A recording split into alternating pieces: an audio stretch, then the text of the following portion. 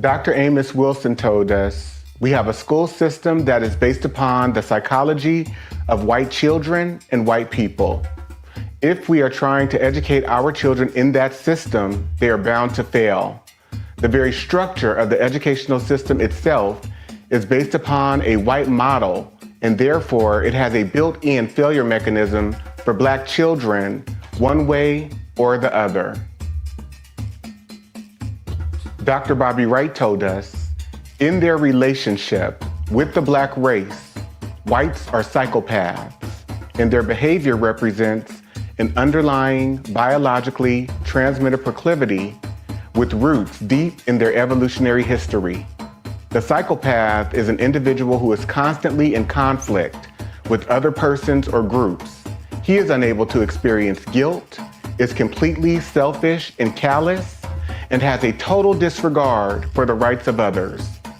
One of the best methods that can be used to measure the psychopathic traits of the white race is observing and analyzing their universal overt behaviors and attitudes towards Black people. Psychopaths simply ignore the concept of right and wrong.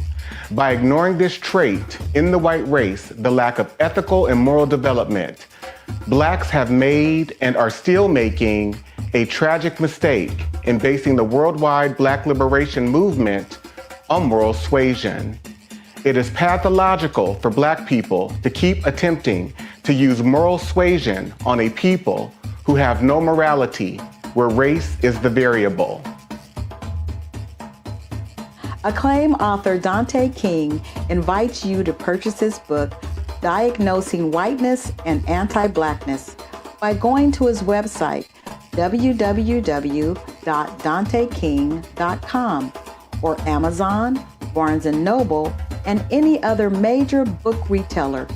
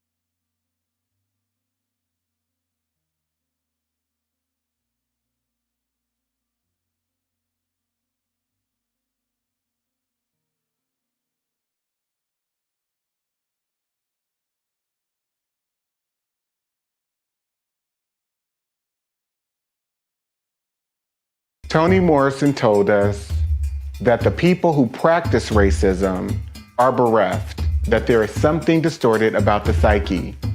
It's a huge waste, and it's a corruption and a distortion. It's like a profound neuroses that nobody has examined for what it is.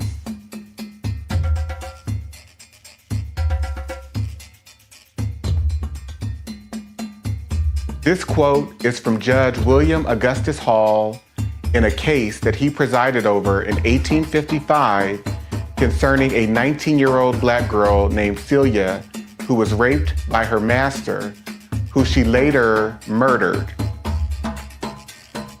Judge Hall told the jury, if Newsom was in the habit of having intercourse with the defendant, who was his slave, and went to her cabin on the night he was killed to have intercourse with her, or for any other purpose, and while he was standing in the floor talking to her, she struck him with a stick, which was a dangerous weapon, and knocked him down, and struck him again after he fell, and killed him by either blow, it is murder in the first degree. The Florida State Supreme Court in 1918 determined what has been said by some of our courts about an unchaste female being a comparatively rare exception is no doubt true where the population is composed largely of the Caucasian race. But we would blind ourselves to actual conditions if we adopted this rule where another race that is largely immoral constitutes an appreciable part of the population. Acclaimed author Dante King invites you to purchase his book, Diagnosing Whiteness and Anti-Blackness, by going to his website, www.danteking.com, or Amazon, Barnes & Noble, and any other major book retailer.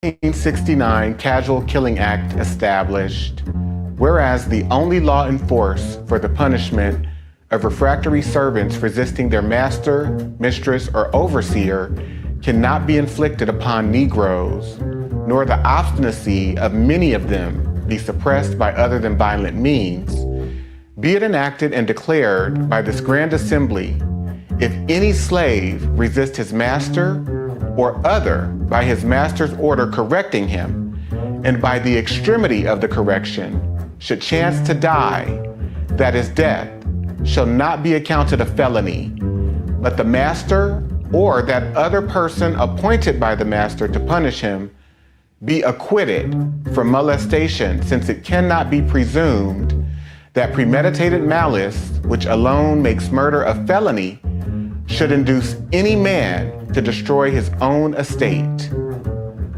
A wise doctor once said, white supremacy is diagnosable in individuals, systems, and society as a whole. Any idea of someone who is fundamentally superior based on race, appearance, wealth, anything is delusional thinking.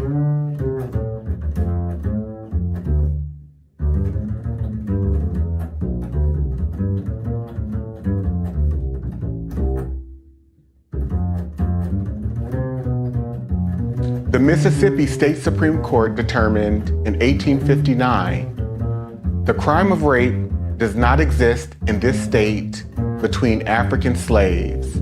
Our laws recognize no marital status as between slaves. Their sexual intercourse is left to be regulated by their owners. The regulations of law as to the white race on the subject of sexual intercourse do not and cannot, for obvious reasons, apply to slaves. Their intercourse is promiscuous, and the violation of a female slave by a male slave would be a mere assault and battery. Acclaimed author Dante King invites you to purchase his book, Diagnosing Whiteness and Anti-Blackness, by going to his website, www.danteking.com, or Amazon, Barnes & Noble, and any other major book retailer.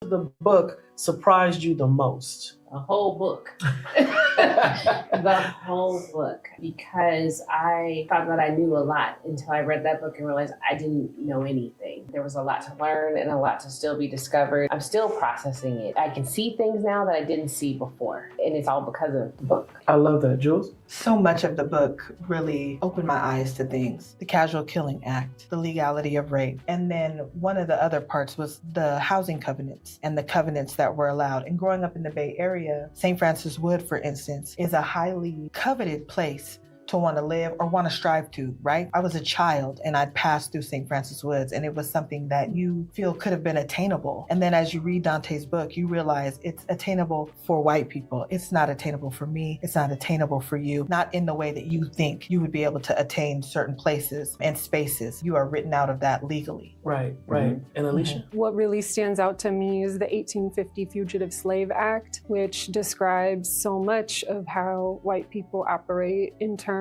of that act deputizing all white Americans to serve as white racial police against African Americans, whether they're freed or enslaved, and getting incentivized by bounties, by slave auctions to surveil and police and criminalize Black people, and how that persists today, the obsession with it.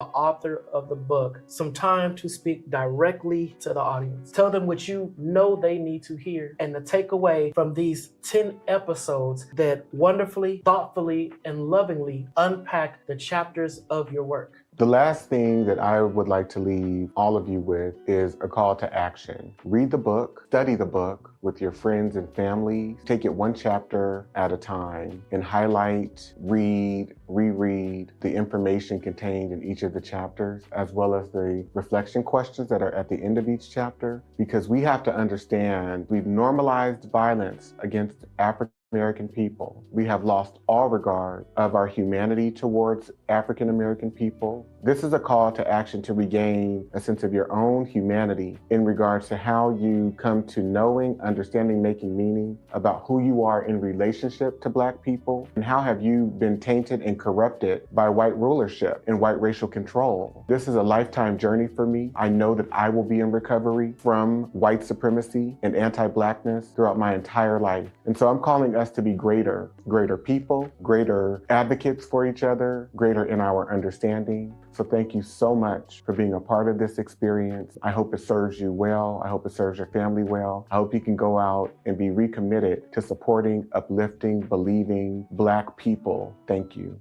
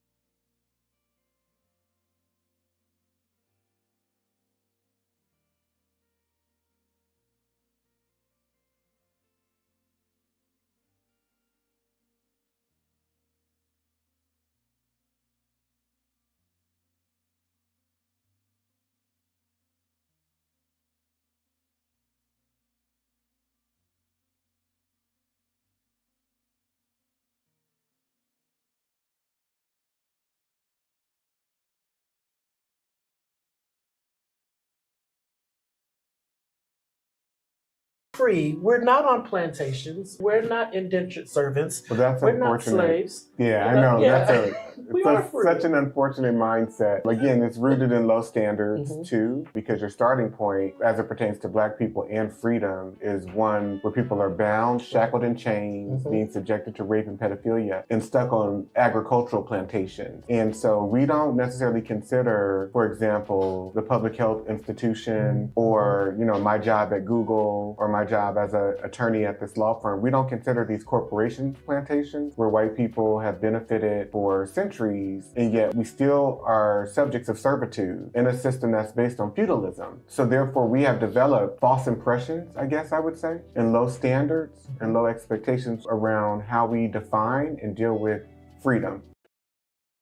You to just really chime in from your perspective. How has this truly shifted your view of America? I appreciate Dante's definition of a racial terrorist, and that includes white people who are indifferent to the torture of Black people, and just thinking about how all white people are implicated, and thinking about the white mobs and the lynchings and the massacres of hundreds of innocent Black people, whether it's for voting rights or for organizing for farm action, whether it's for any crime that was arbitrarily made up by white people just to torture Black people, and how entire white communities showed up to lynchings, to massacres, as a social activity, as a religious activity, showing up in Sunday church clothes, children smiling at cameras while Black bodies hang from trees burning. I believe that white people have traded in our morality and humanity for white power.